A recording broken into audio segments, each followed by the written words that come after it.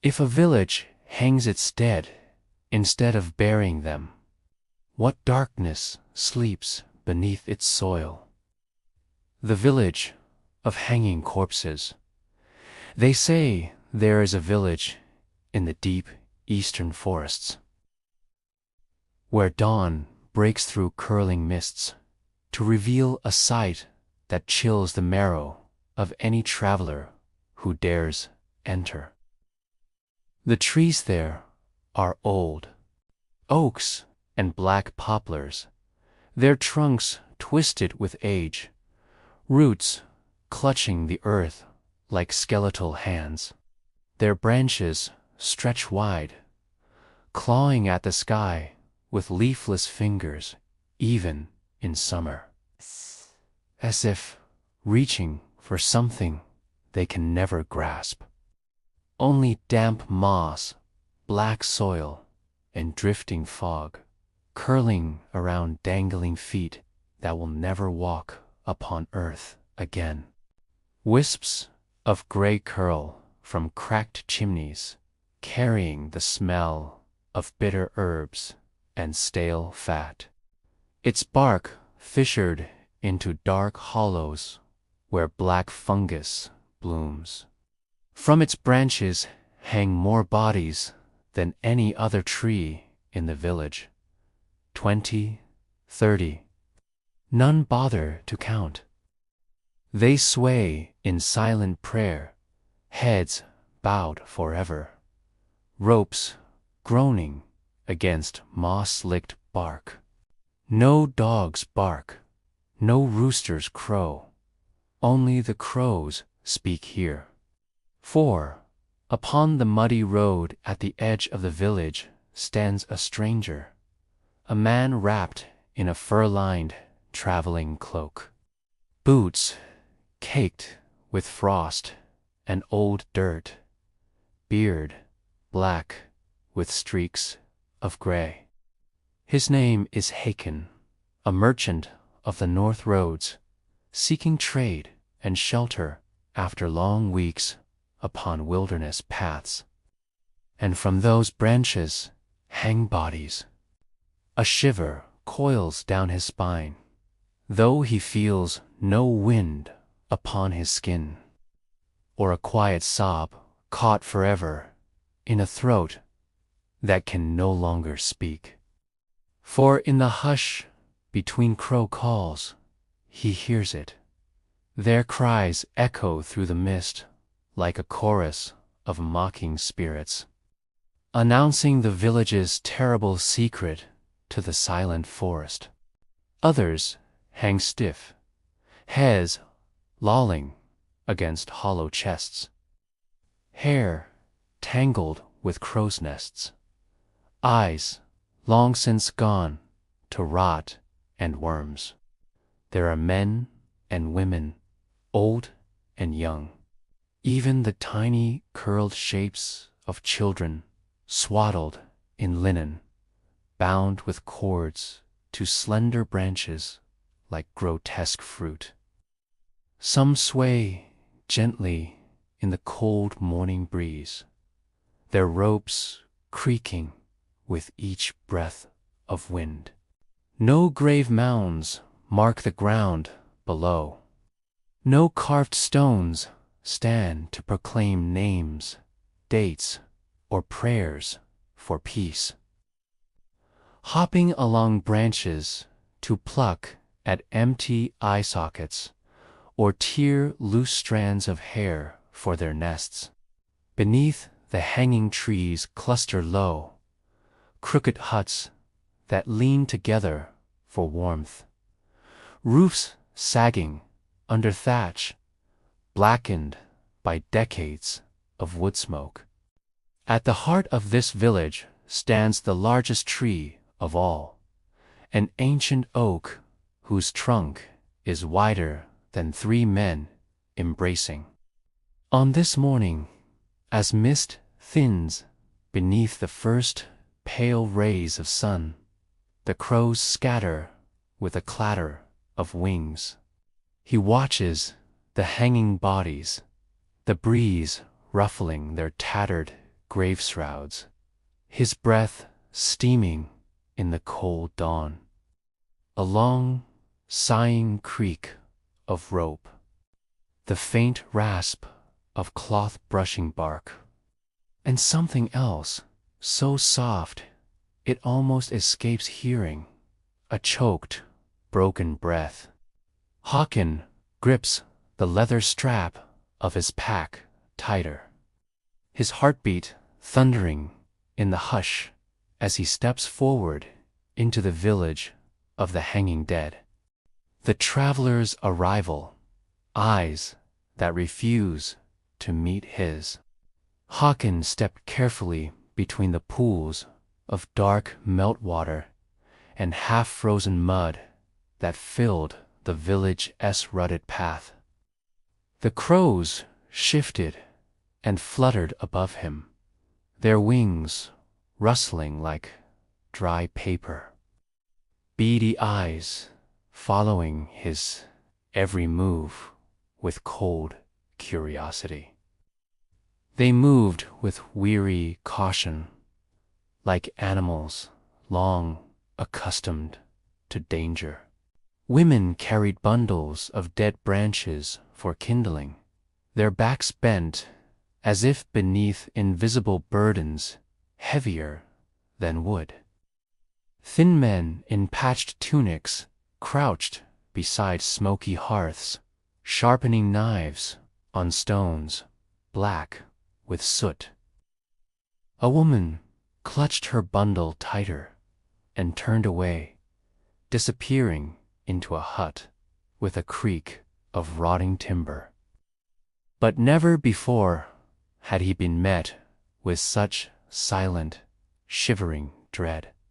A man with a leather eye patch spat onto the ground without looking up. No warmth here for men of the road. No trade, no welcome, no bed. The child behind the doorway whimpered and vanished into the shadows. The morning light caught upon plaque and toes, curled with rot, upon ropes damp with old rain and stained darker near the knots. His lips twitched in a tremor between grief and terror. A crow hopped along one corpse's arm, pecking at the tatters of linen wrapped around its chest. A child peeked from behind the doorway, wide eyes rimmed with red as though she had been crying all night. The villagers emerged slowly from their huts, faces half hidden by woolen hoods and damp scarves wrapped around chapped mouths. Instead, as Hakan passed, they averted their eyes, bowing their heads slightly, mumbling words too soft to hear. Their gazes slid away from him like oil upon water, falling instead upon the hanging bodies that lined the main path. Fleeting glances sharp with fear or reverence, he could not tell. But none spoke to him. None raised a hand in greeting. I seek shelter and food. I carry coins and salt for trade. Will you grant me welcome?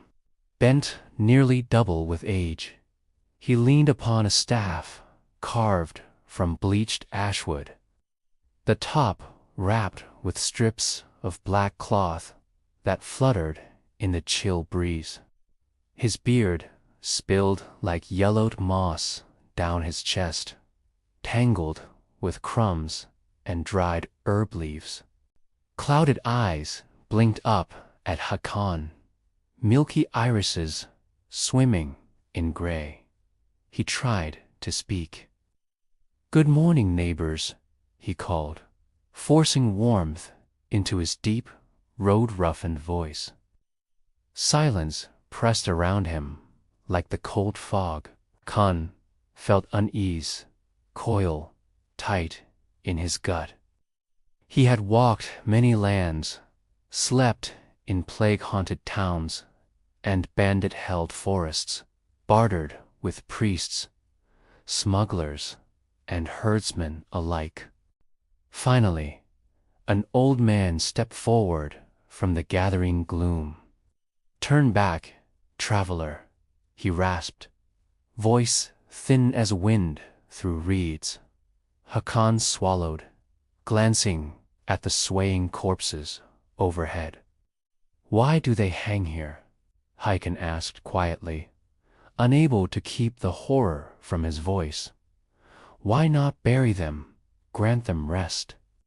The old man's eyes flicked upward just once, then fell back to the mud at his feet. "Because the earth will not keep them," he whispered. "Because the land spits them back. Because—" He glanced around, hunching closer, lowering his voice to a shaking breath. "Because the dead do not sleep here, stranger. They only wait." The dead, without graves. First night in the village of hanging. That evening, as twilight bled into the forest, like ink poured across paper, Hakan sat upon a stool beside a dying hearth fire in the hut granted him. It was little more than a lean-to against the blackened trunk of an ancient oak, its beams sagging under sodden thatch. Cold seeped up through the dirt floor, numbing his feet within worn leather boots. Shadows gathered in corners where spiderwebs trembled with each gust of the rising night wind. Outside, he heard the groaning creak of ropes swaying in the breeze. Each sound sent gooseflesh crawling across his neck. He tried to close his mind against it, focusing instead on unrolling his thin wool blanket and rubbing his hands before the faint ember glow. But then it came, a sound soft as moth wings brushing the inside of a coffin. A sob. Hakan froze, breath catching in his chest.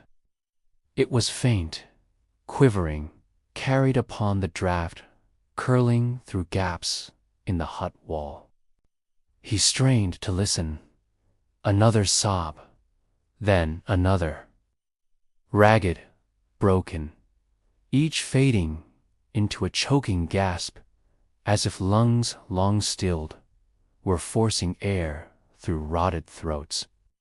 Its small linen burial wrap had unraveled at the shoulder, exposing an arm no thicker than a birch branch. The rope creaked as it twisted, and for an instant the child's face turned toward him, sockets hollow, mouth hanging open in an endless, silent scream. From somewhere beyond the oak grove came the long, rattling call of a night bird, answered by the soft chorus of corpses sighing upon their ropes. Curling upon his blanket, he clamped his hands over his ears to shut out the creak of ropes, the rustle of dead linen, and the sobs that carried through the moonlit trees until dawn's gray mercy rose once more. Pushing aside the ragged hide curtain, he peered into the village square. Moonlight silvered the hanging bodies, painting their pale feet with a glow so cold it seemed to burn the darkness. The cold bit deep, slicing through cloak and tunic until he shivered from crown to heel. Above him, The hanging bodies turned upon their ropes, faces shadowed beneath linen veils, stiff with old blood and dirt. One corpse wore a bridal veil, edges tattered and fluttering like moth wings. Another hung naked to the waist, ribs showing through thin yellowed skin, head bowed as if in endless prayer. The ropes creaked softly as the corpses swayed, their heads lolling forward or twisting gently toward the sound of the rising night wind. He rose, knees stiff, and stepped to the door, and again he heard it. Not the cry of a living woman, but something deeper, sadder, a grief so heavy it drowned all hope. The muffled sobbing of voices caught forever in withered throats. He stepped out into the night, boots crunching frost-trimed mud. Hawkins' breath caught as his gaze fell upon the child. Tiny feet dangled from a low branch, toes blue-black with frostbite and decay. God, have mercy. He whispered, the words torn from him like a prayer uttered too late. Behind him, the hut door creaked softly in the wind. He staggered back into the hut, jerking the hide curtain shut, heart hammering like a war drum. The curse of sacred earth, a sin that poisoned the soil at dawn. Pale light filtered through the torn hide curtain, revealing Hawkins' face, gray with exhaustion. Sleep had come in short, broken gasps between the sobs and rope creaks outside. His ears still rang with phantom weeping as he stepped into the bitter morning air. Frost glazed the branches where corpses hung, rhyming shriveled toes and blackened lips with a cruel white beauty. Thin steam rose from dung heaps beyond the huts, mingling with wood smoke that drifted through the village like funeral incense. For a long moment he was silent, as though weighing whether truth was worth the burden of telling. Finally, he spoke in a voice brittle as frozen reeds. The old man from the day before stood waiting for him near the largest oak, leaning upon his ash staff wrapped in black cloth. Hakon approached, breath clouding between them as he spoke. Elder, why do they hang here? Why does the earth reject your dead? He sent a priest, robed in black and crowned with iron thorns.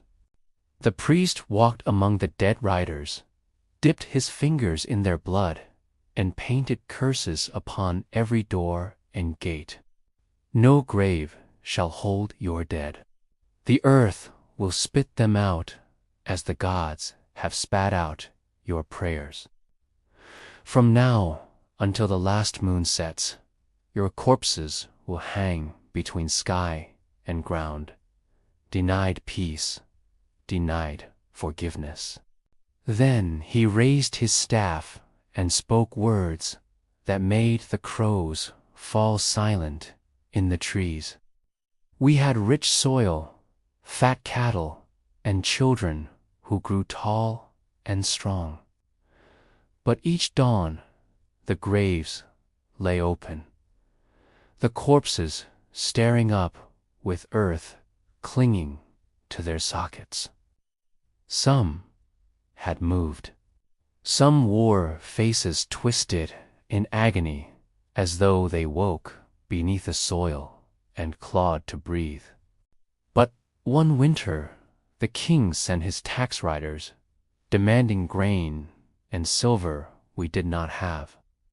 The old man's milky eyes flickered up at him, pupils swimming in cataract clouds.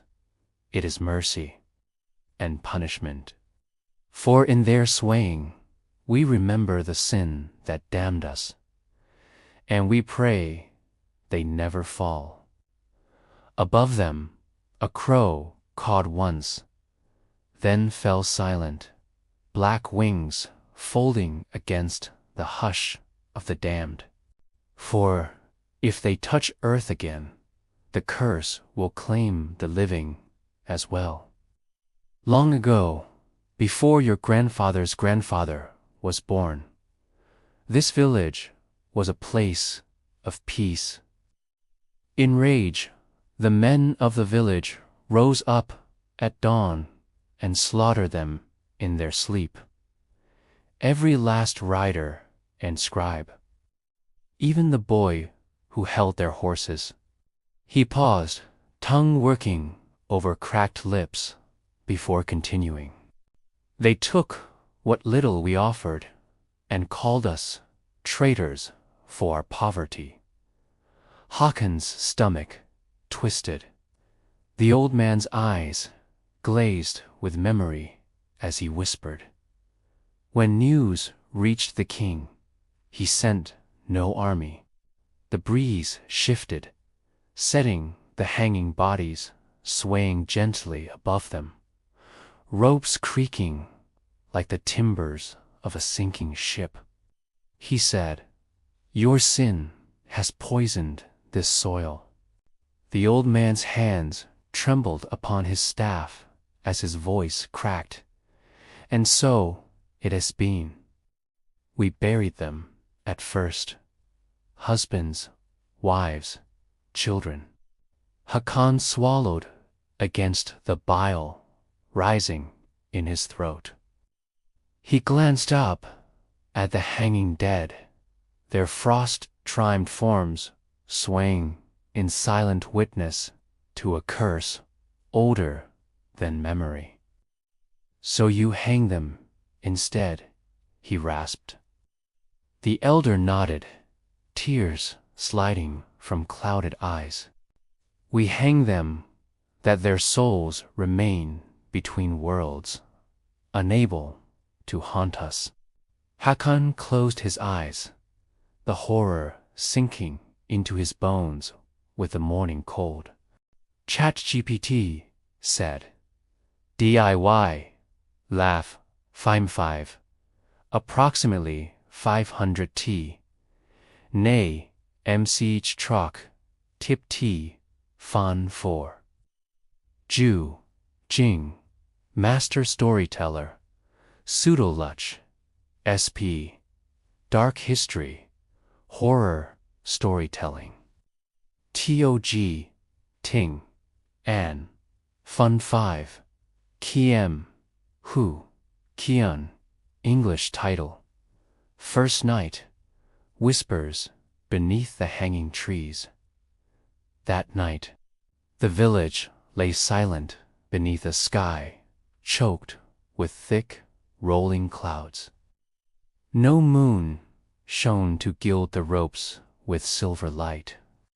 Only darkness pooled between the twisted trunks of ancient oaks, swallowing the crooked huts into its hungry maw. Haakon lay upon his thin wool blanket, cloak pulled tight around his shoulders, as chill seeped up from the dirt floor. The dying hearth cast a faint orange glow that flickered across the beams overhead, shadows dancing like grasping fingers. Faint, broken, carrying a tremor of pain that scraped against his mind like a knife dragged across bone. He reached for the lantern by his side, fingers trembling so hard they rattled the tinderbox as he struck flint to steel. Sparks leaped and fell. Finally, the lantern wick caught, blossoming with a wavering yellow light. Outside, he heard the wind stirring, rattling branches heavy with their dreadful burdens. Ropes creaked and strained, and now and then came the faint patter of thawing frost dripping from stiff, dangling toes.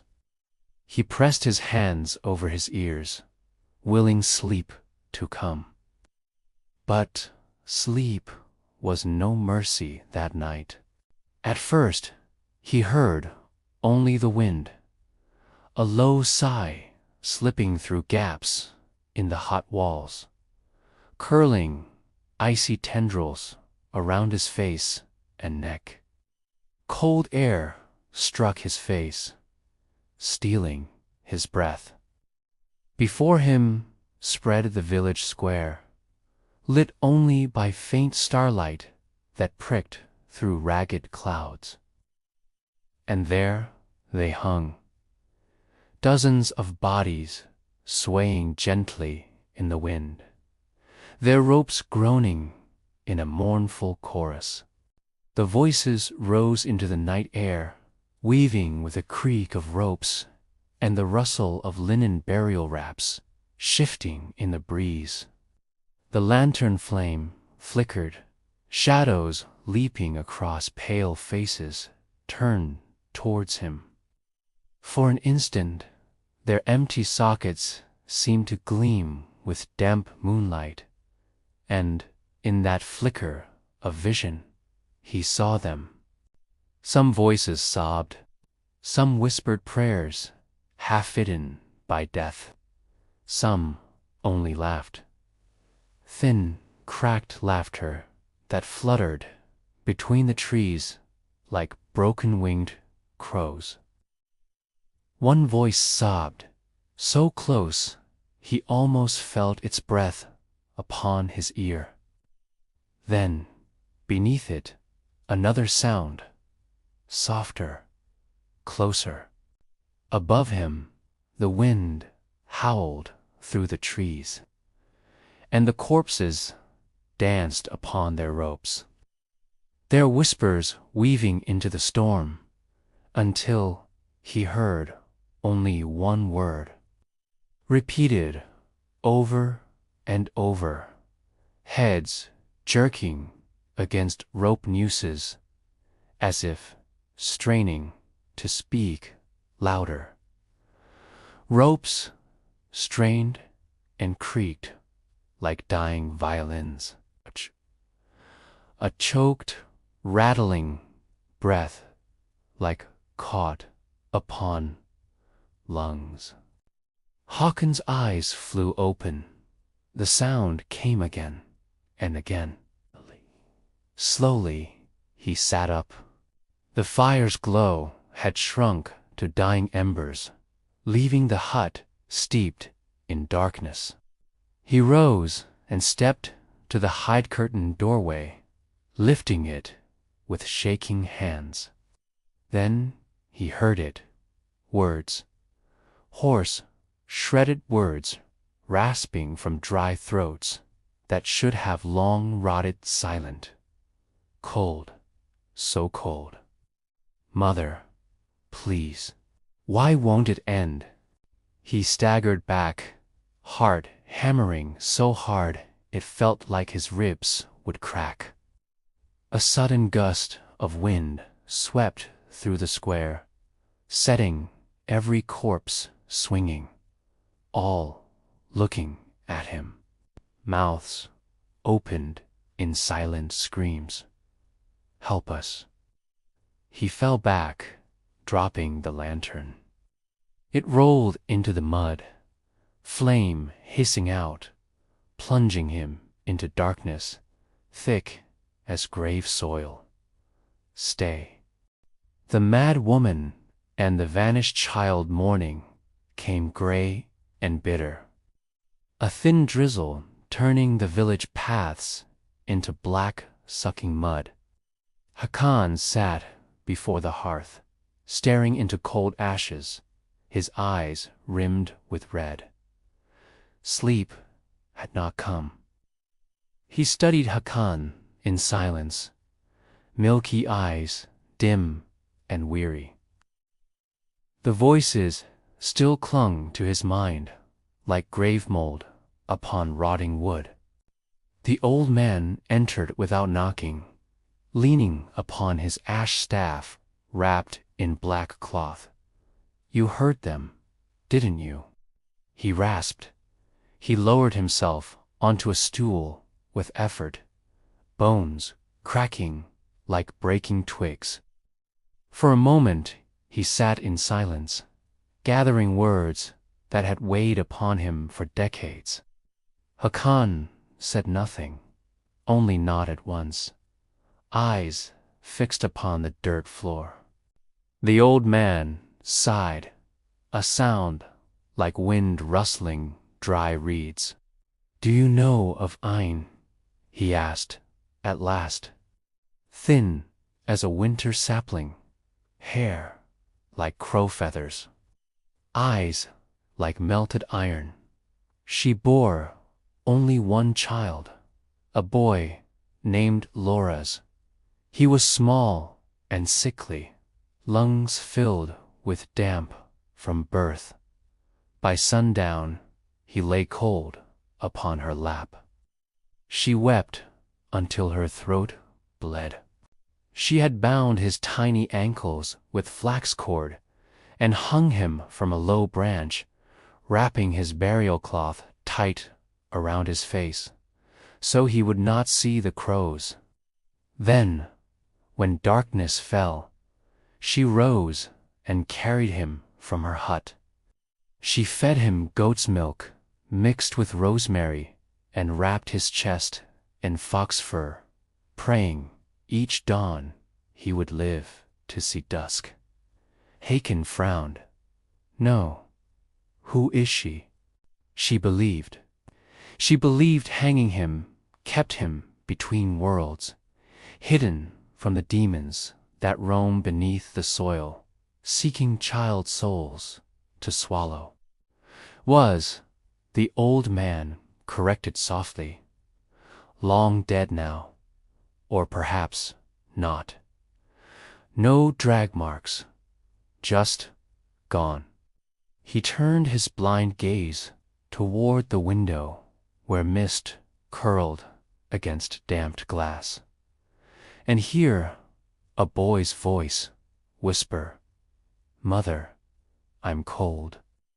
Where are you taking me?" Een was a quiet woman.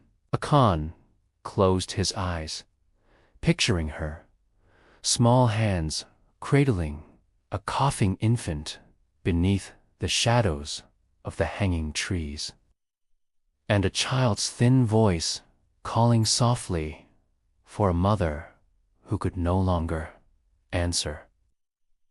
For outside the hut, beyond the drifting mist, he heard it again. When Loras was 3, the fever came, yellow rot. His breath rattled like beans in a gourd. The old man's fingers trembled upon his staff as he continued. "We thought she went to bury him, to defy the curse in her grief, but at dawn we found her beneath the old oak." Hakan swallowed, his gorge rising as he whispered, Why'd she do that?" The elder's eyes shone with tears filmed in cloudy blindness. She said the earth would not keep him, that if buried, his soul would be spat out, condemned to wander and gnaw the living for warmth. His voice broke. He wiped his eyes with a shaking hand. But when we returned at dusk, he was gone. Only the rope remained, swaying in the breeze. No footprints in the mud. Hakan shivered. Outside, rain pattered against the hut walls like fingers tapping upon a coffin lid. They say, the old man whispered, voice cracking like frost-split timber, on certain nights, if you walk beneath these trees, you will feel a small, cold hand slip into yours. Hyken clenched his fists, nails biting into his palms as a tremor of dread coursed through him. A faint, broken sob rising from among the swaying corpses, breaking the law of the dead, the forbidden burial. That night, Hakan could bear no more. The voices, the sobbing, the rustle of burial wraps in the cold wind. The endless creak of ropes, shit sound carved deeper into his mind, until he felt his sanity fraying like rotted linen.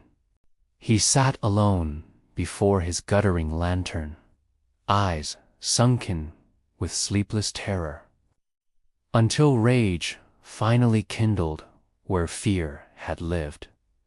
This is not life, he whispered into the darkness. This is not mercy. No gods would demand such horror. He rose, snatching his cloak from the wall peg, and stepped into the frost-stung night. Mist curled between huts like thin fingers. Above, the hanging corpses swayed and turned, blank faces hidden behind linen veils stiff with frozen rot. He walked straight to the smallest body, the girl. She hung from a lower branch of the black poplar, her tiny feet blue with frostbite. Her burial shroud unraveled to reveal one thin arm curled against her chest. A crow perched above her, head cocked, bead eyes glinting with dim moonlight. No more, Hykan breathed, teeth clenched so hard his jaw ached. The earth smelled of old mold and bitter clay. The corpse lay beside him, silent, watching with hollow sockets as he dug her grave. The girl's corpse fell into his arms, lighter than he expected, stiff with cold and death. Trees groaned and swayed. Above him, the other corpses began to twist upon their ropes, ropes creaking like ancient doors, opening into a deeper darkness. He cradled her as one might cradle a sleeping child, pressing her head gently to his chest. Tears welled, unbidden, in his eyes.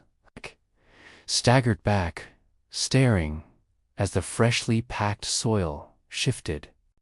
Mud clung to her rotting skin, worms writhed in empty sockets. Her limbs twitched and spasmed, fingers clawing at the night air. First gently, then violently, clumps crumbling away as something beneath pushed upward. He wept as he pushed soil back over her, patting it firm with shaking hands. Each handful felt like absolution, each breath a prayer. And as the ropes above groaned and corpses swung in their moonlit dance, Hykan heard it. He drew his knife, a short trade blade with a bone hilt, and sliced the rope. No more, he whispered again, and now it rejects you.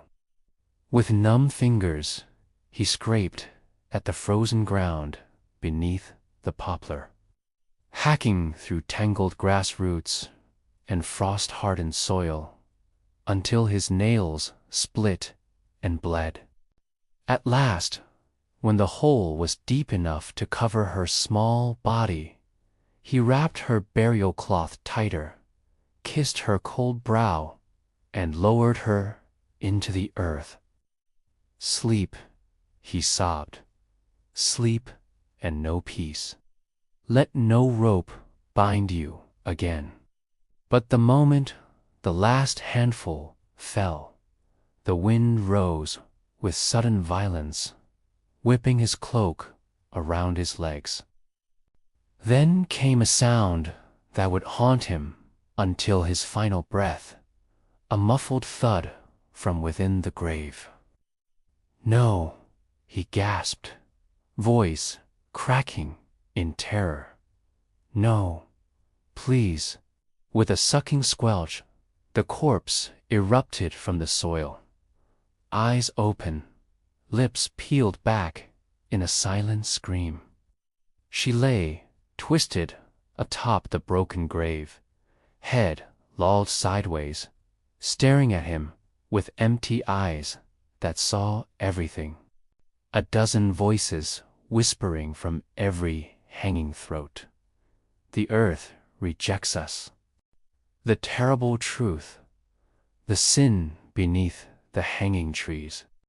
At dawn, Haken sat, trembling, beside the broken grave, eyes red with unshed tears, hair stiff with frost. The girl's corpse lay sprawled atop the churned soil, mouth open in a frozen scream, hair tangled with black worms and grave mud. No matter how hard he tried to rebury her, the earth spat her out again and again, each time her limbs bending at new, unnatural angles, her empty eyes locked upon his. He heard footsteps approaching through the brittle morning grass. The old man came, leaning heavily upon his black-wrapped ash staff. Behind him, a handful of villagers gathered in silence, their faces as gray and hollow as the corpses swaying above. "Hey," Khan rose on shaking legs, voice raw with grief and fury. "What is this curse? Why does the earth reject them? What god demands such horror?" The old man closed his eyes, and when he opened them again,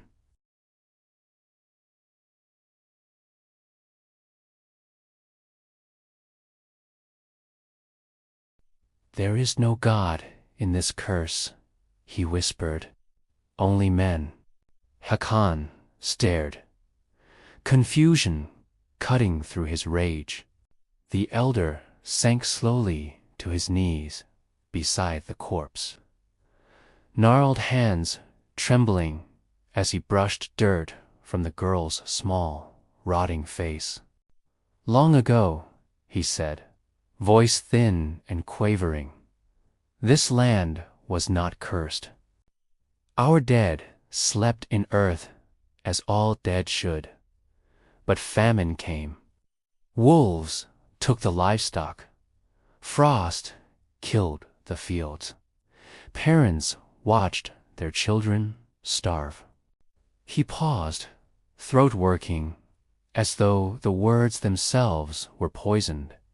"A merchant came, promising food in exchange for silver we did not have. So our elders, they offered something else." Haekang felt ice crawl up his spine. The old man's milky eyes blurred with memory and sorrow. "They took the weakest, the sick, the old, the orphaned. They sold them to that merchant for carts of black bread and rancid fat." He loaded them into iron cages and took them away into the western forests. Haikon gagged, bile rising in his throat. The old man shuddered with silent sobs. When spring came, the merchant returned with gold and knives. He ruled us in secret, demanding tribute of flesh each year. Those who refused were hanged, their bodies left to rot as warning. He gestured weakly to the trees above. Over time, the merchant died, but his men remained. Generations passed. The tribute continued. When at last our children rose up and slaughtered the collectors, their blood stained this land forever. And so we told ourselves it was a curse from the gods, that the earth would not keep the dead because of their sin. His voice fell to a whisper. But it was not the earth that rejected them. It was us. We hanged them to hide the murders, to feed the crows and strip their flesh until only clean bones fell into the roots. The villagers behind him wept silently, their tears steaming in the frigid dawn. The old man placed a trembling hand upon Haakon's shoulder, eyes clouded with guilt older than any curse. There is no magic here, traveler, only a sin so deep that even the soil refuses to bury it. Haakon staggered back, nausea twisting his guts. Above him, the corpses swayed in the rising wind, ropes creaking like gallows in an endless execution. And he realized this was not a cursed land. It was a land soaked with human cruelty, so great that even death could not wash it clean. The death of Haakon, a new corpse for the hanging trees. The old man's confession fell into silence, broken only by the hiss of cold wind through black branches above. The villagers stood motionless behind him, their thin faces carved with grief, guilt, and something else. Haakon stepped back, the girl's corpse sprawled at his feet, her empty socket gazing upward in silent accusation. "I must leave," he rasped, throat raw. "This place is damned. Your sin is not mine." But the old man shook his head slowly, bone beads rattling upon the black cloth wrapped around his staff. "No, traveler, you heard the dead. You dug their grave. You know the truth. No one leaves with such knowledge." Haakon turned, but hands closed upon his arms. Rough, bony fingers, nails broken and packed with black soil. Villagers surrounded him in silence, their eyes blank with resigned sorrow. He struggled, wrenching against their grip, but exhaustion and horror had sapped his strength. They dragged him across the churned mud, past huts of moss-darkened wood, past fires guttering in the dawn wind, to the center of the village where the oldest tree stood. Its trunk was black with age and rot, roots coiling from the earth like petrified serpents. Above, ropes swayed gently from every branch, corpses turning slowly to face him as he was forced to his knees beneath them. The old man raised his staff, voice thin yet carrying across the gathered crowd. "Forgive us, gods of soil and sky. Forgive us, spirits of the hanged. But no truth may leave these roots, lest it return with knives and fire." Hakon thrashed as they bound his wrists behind him, pressing his face into the freezing mud. Tears burned his eyes as rope was looped around his throat, scratchy hemp biting into his skin. He gasped, tasting rot and blood upon the air. "Please," he sobbed, voice breaking, "please. I will remain silent. I swear upon my soul." But no mercy lived in those hollow eyes.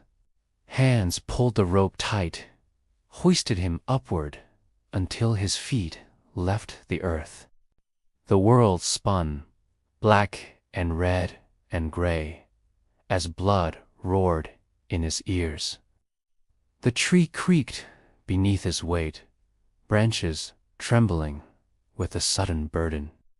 Faces watched from below, children with wide, tearless eyes, old men clutching staffs wrapped in mourning cloth.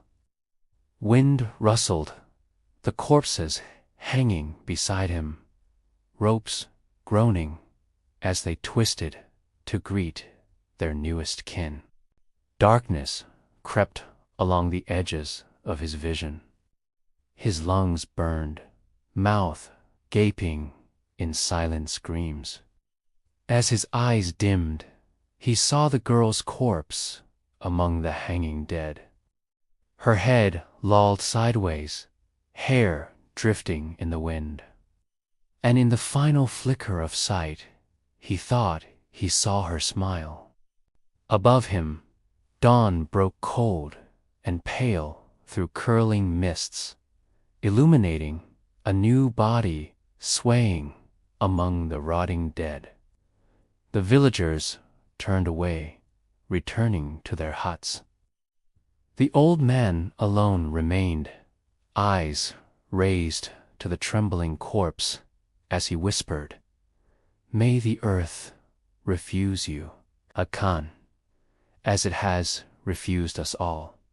And the ropes creaked their mournful greeting to the newest soul, forever denied the mercy of burial.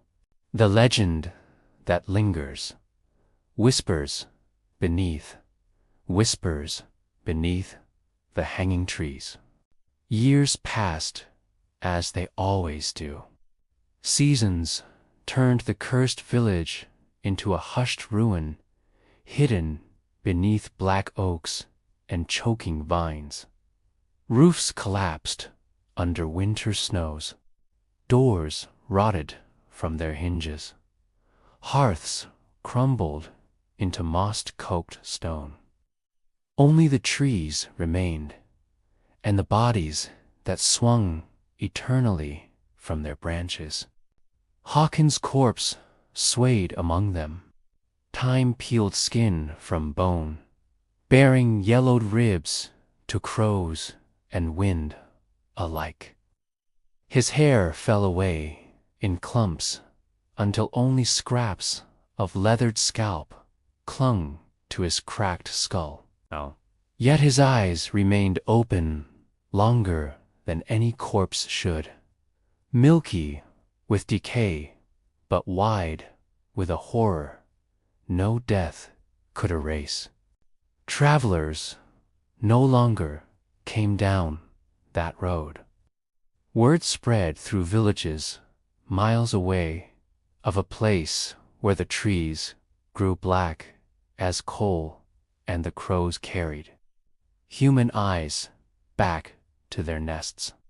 Hunters spoke of waking at dawn to find footprints in the frost, footprints too thin and light to belong to the living, meandering from corpse to corpse beneath the moon. And they say, you will hear them, whispers, dozens of them, thin and broken, rising with a sigh of evening wind. Voices of women weeping for children lost, men choking upon final prayers, and children crying for mothers who could no longer hold them. Their words coil through the mist. Cold, so cold, forgive us. Why won't it end? But there is one voice that rises louder than the rest. A voice roughened by years upon northern roads. A voice that once bartered silver and salt from coast to forest. It is the voice of Hakan, who came seeking shelter and found only horror.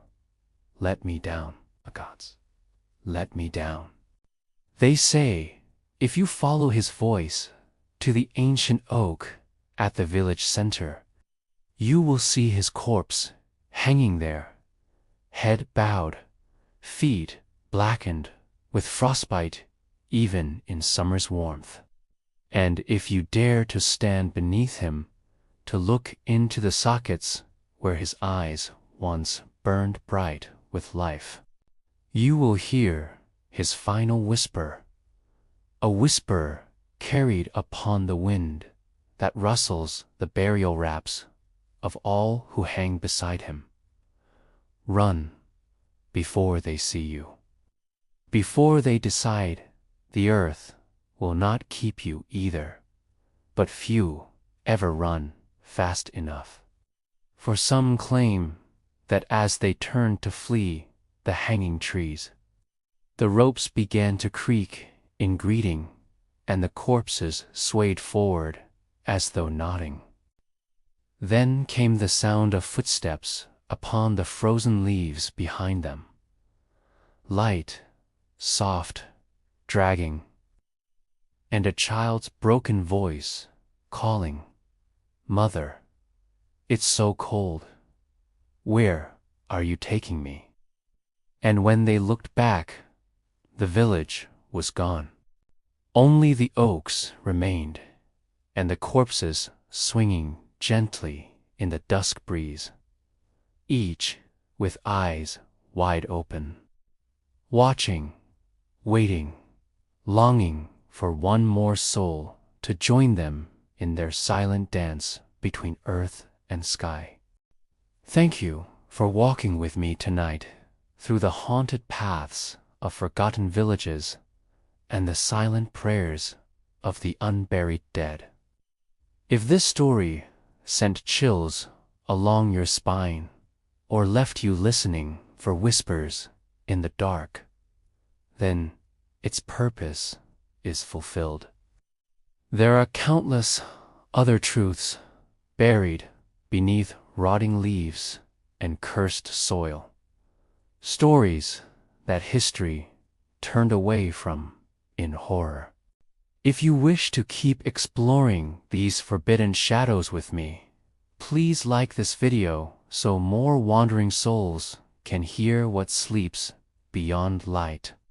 And subscribe to this channel to never miss the next tale of humanity's hidden horrors, cruel rituals, and timeless curses. Until we meet again, beneath the swaying corpses of unspoken legends. Remember, some roads never lead back once you walk them.